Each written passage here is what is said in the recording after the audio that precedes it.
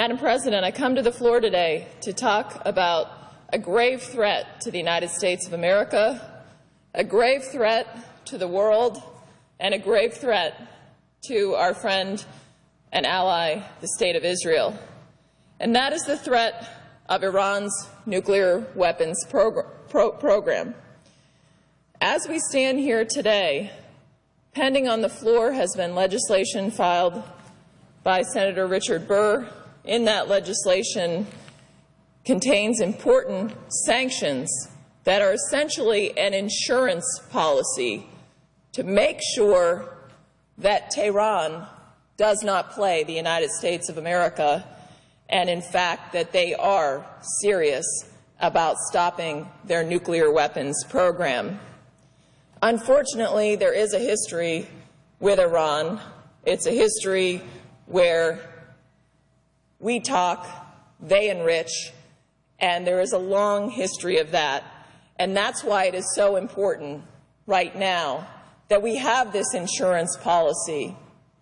These sanctions that are pending on the floor would only go in place if Iran violates the interim agreement that has been entered into between the administration and other countries in the world and Iran, and if they fail to reach a final agreement that is acceptable to the security interests of the United States of America and to our allies in the region to make the world a safer place. Let me just say up front, we cannot accept a nuclear-capable Iran. In other words, an Iran that is capable of having a nuclear weapon. Why is that?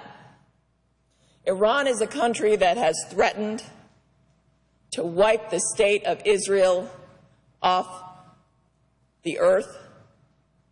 Iran has called our country the Great Satan. Iran is the world's worst state sponsor of terrorism. They have supported terrorist groups like Hezbollah and Hamas.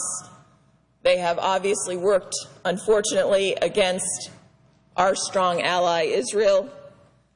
They have supported the murderous Assad regime, being one of the chief supporters of Assad, providing arms to Assad so that he can murder his own people. There are so many examples, unfortunately, of the danger of Iran having nuclear weapons capability. And if Iran gets this capability, unfortunately, we will also find ourselves in a position where we are in a nuclear arms race in the Middle East, a Sunni Shia arms race that then will also threaten the world and make that region even more of a tinderbox. So where we find ourselves right now, we are at a critical moment.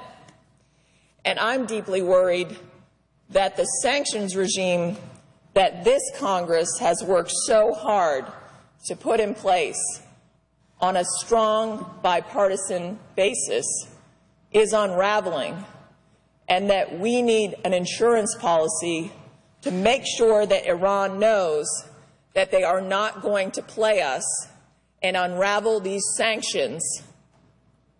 And the way we can do that is by having sanctions legislation passed that is prospective.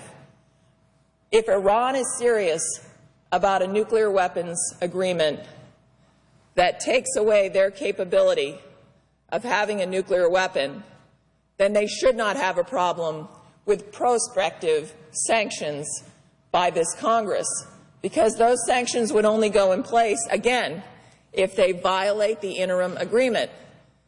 And if their words mean anything, then they shouldn't have a problem with the fact that we're just saying that if you violate it, we will impose additional sanctions. We will not allow this sanctions regime to unravel. And what is the significance of this sanctions regime? The work done by this Congress on a bipartisan basis and with other partners around the world is what has brought Iran to the table.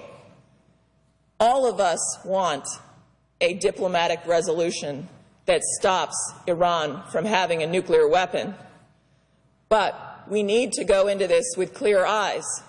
And that's why having this insurance policy is so important. A final